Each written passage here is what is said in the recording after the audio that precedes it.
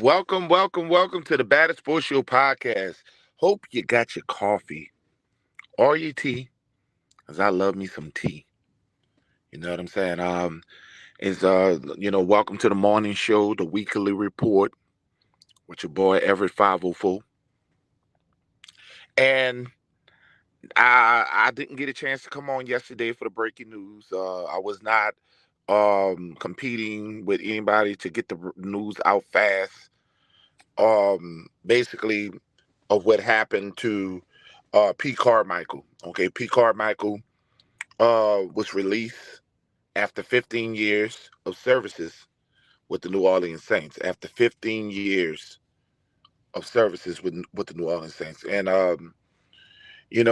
even longer with Drew Brees.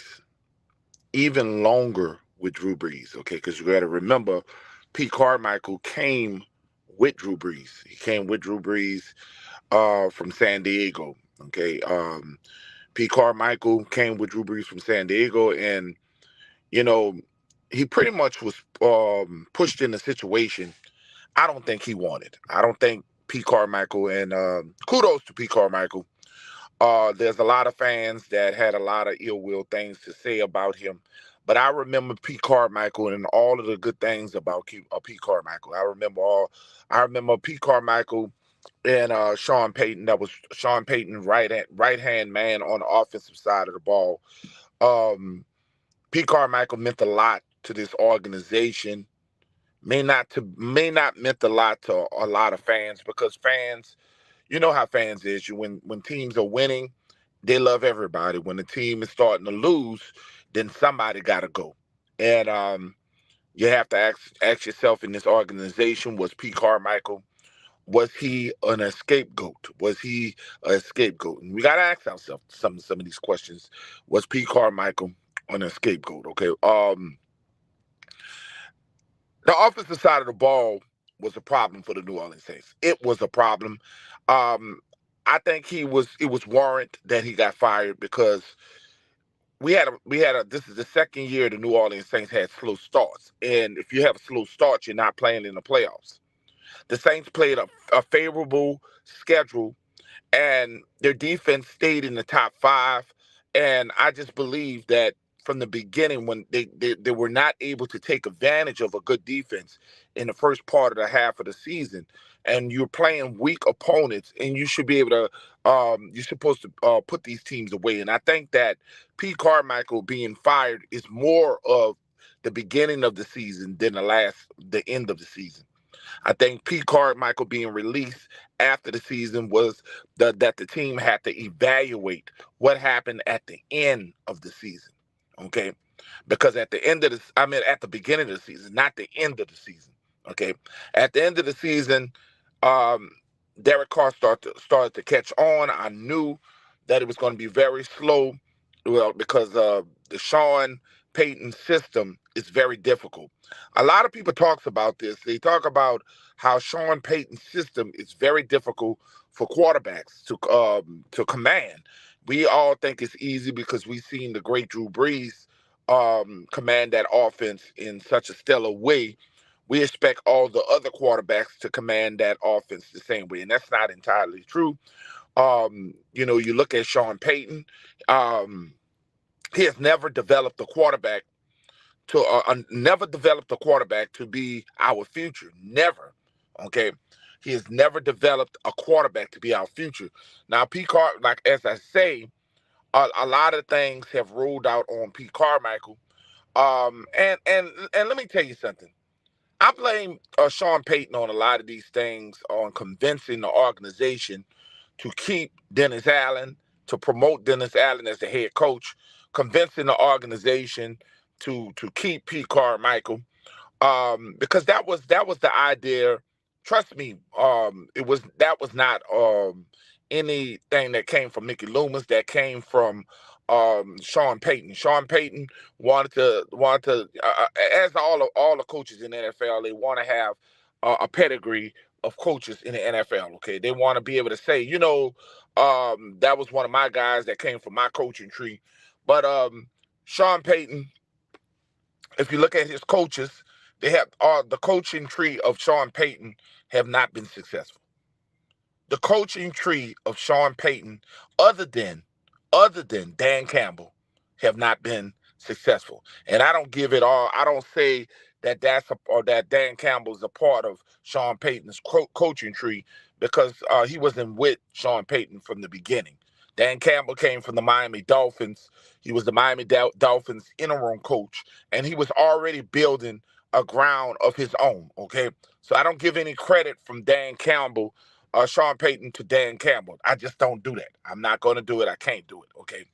Um, as far as Pete Carmichael go, um, it was needed. I'm not going to backtrack. It was needed for the Saints to replace Pete Carmichael. It was needed. We need some fresh, new ideas. Okay. There's some rumors and there are some candidates that that's brawling around the internet. And first of all, I would think the Saints are going to give the first look to Ronald Curry. The New Orleans Saints had blocked Ronald Curry from interviewing to other teams last year that were interested in Ronald Curry. Okay, so I see that Ronald Curry is going to get a first look. Ronald Curry is a very young coach. I think he's like 37, 38 years old. He's our quarterback coach. I think Ronald Curry could get a good look from the New Orleans Saints. The Saints did what they can to retain him as quarterback coach. If you look back to the Senior Bowl, the Saints had sent Ronald Curry. They sent Ronald Curry to coach the Senior Bowl. That was weird because they didn't send Pete Carmichael. They sent Ronald Curry. I don't know how much you can read into that. I think that they were trying to develop Ronald Curry. Ronald Curry coached the Senior Bowl. Ronald Curry has been doing. They even allowed Ronald Curry to call plays in a preseason game. So it's giving me a weird idea that I think the Saints were grooming Ronald Curry to be the next offensive coordinator of the New Orleans Saints. Now, some people may disagree, but I believe that the Saints been grooming Ronald Curry to be the next offense of coordinator for the New Orleans Saints because look at the evidence. You don't see too many offensive coordinators giving up they play calling in the preseason to a quarterback coach. You don't see too many offensive coordinators that will sit back and allow the quarterback coach to coach the Senior Bowl. So that right there just makes me suspicious. And I think that they've been grooming Ronald Curry. Ronald Curry has been more involved. If you look at the Saints' improvements, you see that Ronald Curry has been talking to Derek Carr. You see him more of you see how he was doing with the offensive play. You can see it on the sideline. And some people have personalities. Some people have personalities. Some people belong in the office. Some people are passionate. Some people just need to be in the office. And Pete Carmichael is never a vocal leader.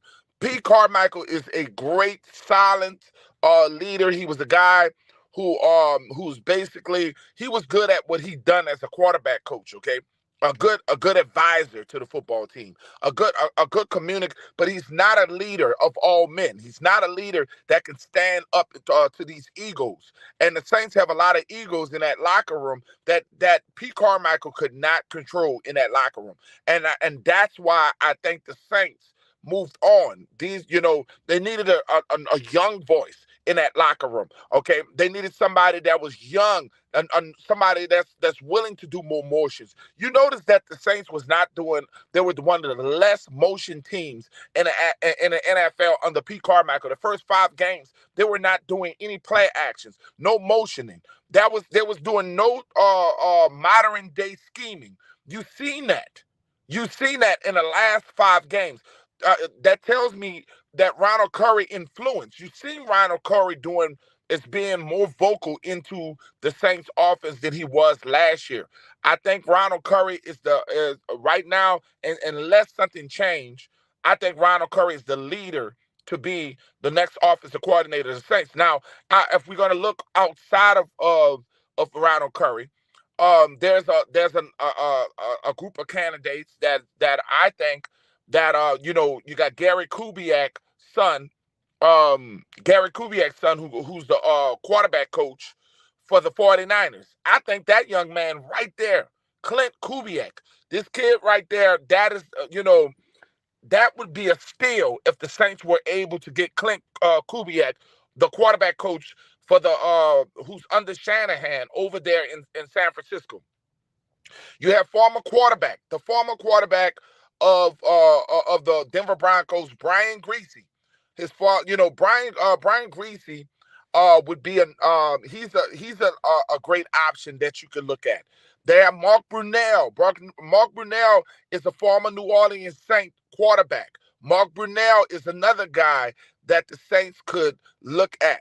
There are several options that the Saints could look at, and we can sit there and say, hey, everybody's saying Eric Bieniemy. I hear a lot of Eric Bieniemy, but I don't think Eric Bieniemy is after being passed upon for a head coaching job with the New Orleans Saints. I don't think Eric Bieniemy would want to come to New Orleans. I don't think Eric Bieniemy wants to be the offensive coordinator under Dennis Allen. I don't think that's going to happen. I could be wrong, but of course, that's one of the fans' dream picks is to have Eric Bieniemy. That name is very hot. I just don't see Eric Bieniemy being. And then there's a lot of rumors about John Gruden. I don't see John Gruden as the offensive coordinator of the New Orleans Saints. Maybe a consultant, a paid consultant. I don't see John Gruden as offensive coordinator of the New Orleans Saints. I just don't see it. He's suing the NFL. There's so much. And some people say, well, the former Miami Dolphins coach is being, is in the NFL right now, and he has a position that's kind of different to me. He's suing the NFL, and then he has a lot of baggage. He had homophobic and racial quotes. I just don't see the PR of the New Orleans Saints. I just don't. I would be shocked if John Gruden is the offensive coordinator of the New Orleans Saints. I would be very shocked. Okay, I think Ronald Curry would be in that position before John Gruden. That's just me. Okay, that's just me, Saints fans. I just see things like that. Okay, going forward. Like I said, we have to go and get younger. The Saints have to be younger. Also, the Saints got rid of the wide receiver coach. We're going to need a new wide receiver coach. The Saints are going to need a new running back coach. Okay, the New York Giants scooped up our running back. We are released our wide receiver coach. The Saints are going. So we're looking at. I'm still think that the Saints are going to let go at least three other coaches. And I'm telling you, Doug Marrone is one of the names that I think offensive line, even though the offensive line are improved at the end of the season, he's a guy that I think, just like Pete Carmichael, was responsible for the Saints starting off slow this year. Yes, they started off 2-0, but after starting off 2-0, they were losing like I think they went on like a 3-game losing streak. That's unacceptable. That's unacceptable with a schedule that the New Orleans Saints had. That's unacceptable. Do blame go against Dennis Allen? Yes. Saints fans going to keep telling me, fire Dennis Allen. Fire Dennis Allen. But I'm realistic. I'm just here to let you know. I'm not going to spend an hour talking about how we should fire Dennis Allen when I know that the organization is not going to fire Dennis Allen. I could very much well be like the other podcasters and spend hours in reasons why we should fire Dennis Allen. But I am so much realistic. I'm not going to sit here and just fed fairy tales and dreams to the fan base. I'm just not going to do it. The Saints are not going to fire Dennis Allen until the 2024 season. If he starts slow, if the Saints starts 0-3, 0-4, I think that the team will release him in season and promote somebody in season. That's where John Gruden may come from. That's where John Gruden may hang around, and a possibility of John Gruden taking over as the head coach. Okay, that's the only way I see the Saints releasing this guy. Okay, I talked about this, and people didn't like me talking about this. I talked about Dan Campbell, and I talked about and don't give me Dennis Allen record. I'm going to be fair. Don't give me Dennis Allen record back in Oakland. I'm talking about him as the New Orleans Saints coach. And don't give me Dan Campbell in Miami as an interim coach. I'm talking about Dan Campbell as the head coach in his 2 years, not the third year, because Dennis Allen don't have a third year. I'm talking about the 2 years. The 2 years. Now, I'm not saying we should retain Dennis Allen. I'm going to compare the 2 years. The first year of Dan Campbell with the Detroit Lions, and I went to many Detroit Lions spaces, and they were screaming, "Fire Dan Campbell." Dan Campbell first year was I think he won 4 games. He lost 13 games. He was 4-13, I think, his first year. His second year, he was 9-8. His second year, he was 9-8. This is Dan Campbell. Dan freaking Campbell. He was 9-8. And at the end of the season, Jared Goff and the Detroit Lions went on a 4-game winning streak and missed the playoffs. And they went on the next year, which is now, and they now playing their 1 game for playing in the NFC Championship. And Lion fans were talking like Saints fans. Fire the coach, fire the coach. And what would have happened if the Lions organization would have listened to the fans? What would have happened if the Lions... And then when we sit there and talk about Dan Campbell is a better coach than Dennis Allen, yes, he is. But you got to understand that Dan Campbell was in a better situation than Dennis Allen. Dan Campbell have an organization been drafting top 5 for the last 10 years. The Detroit Lions been drafting top 5. And the Saints organization have not been drafting top 5 because we've been at least too good or at least almost too good, and we have not been in that position. So the New Orleans Saints, and we don't blame Sean Payton. A lot of people don't blame Sean Payton. I know. But the Saints don't blame Sean Payton for the cap hell. Sean Payton is the man who passed up Jordan Love. Sean Payton is the man who passed up Lamar Jackson. He traded spots up to go get Marcus Davenport when he could have stayed put and got his future quarterback. He went and got Marcus Davenport. Then you drafted Trey Hendrickson. Trey Hendrickson out of UCF outplays. Trey Hendrickson outplays Marcus Davenport. You get rid of Trey Hendrickson and you keep Marcus Davenport. And Trey Hendrickson had 17 sacks for the Cincinnati Bengals. That's the things that Sean Payton was doing. Sean Payton walked out and left the organization in cap hell. He walked out and left a mess. Nobody was going to coach behind Sean Payton. Sean Payton left this organization with Dennis Allen, with Pete Carmichael. And he walked away. And right now, the things that he's doing over there with Russell Wilson is unacceptable. The ridiculous things he's doing with Russ is unacceptable. I blame Sean Payton just as much as I blame Dennis Allen.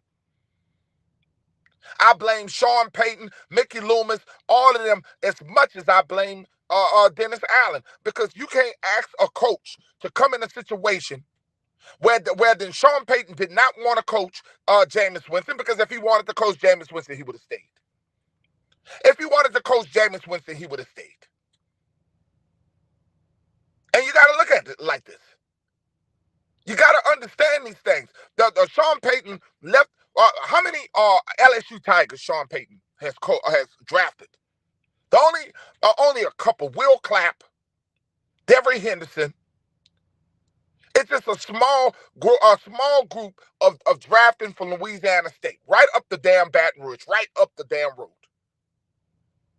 But you get free agents like Tyrann Matthews, who wants to play for Dennis Allen. You get free agents like Jarvis Landry, who wants to play for Dennis Allen. Why Sean Payton couldn't get former LSU Tigers to come play for him? So it's bigger than just Dennis Allen. And Dennis Allen was left with Sean Payton's system. Dennis Allen is a defensive mind coach. He was left with Sean Payton's system. Sean Payton's offense, they gave him a P. Carmichael. Normally when head coaches take over, they get their own coaching staff. They're able to get their own coaching staff. Not Dennis Allen. And I'm not taking up for Dennis Allen. I still think Dennis Allen going to be fired. But Dennis Allen was set up to fail. And until fans understand, that's the whole focal point. Dennis Allen was set up to fail. You can't go coach under the other coach's assistants. That other coach ain't gonna respect you like they respect the Hall of Fame Sean Payton.